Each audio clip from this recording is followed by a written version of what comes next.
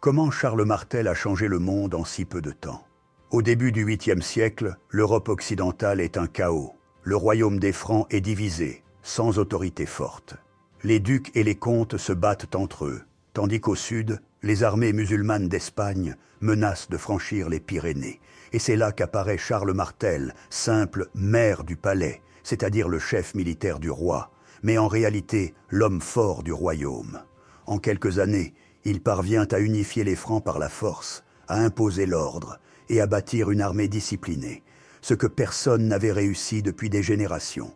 En 732, il affronte les armées musulmanes d'Abd al-Rahman, près de Poitiers. C'est un choc de civilisation. Si Charles échoue, l'Europe pourrait basculer sous domination islamique. Mais sa stratégie, fondée sur la discipline et la résistance, fait la différence.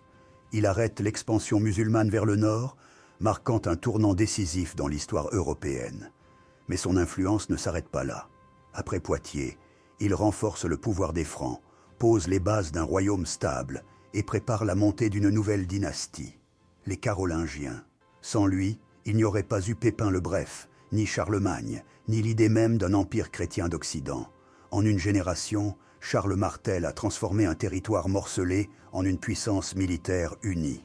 Il a arrêté une invasion, fondé une dynastie et redonné un avenir à l'Europe.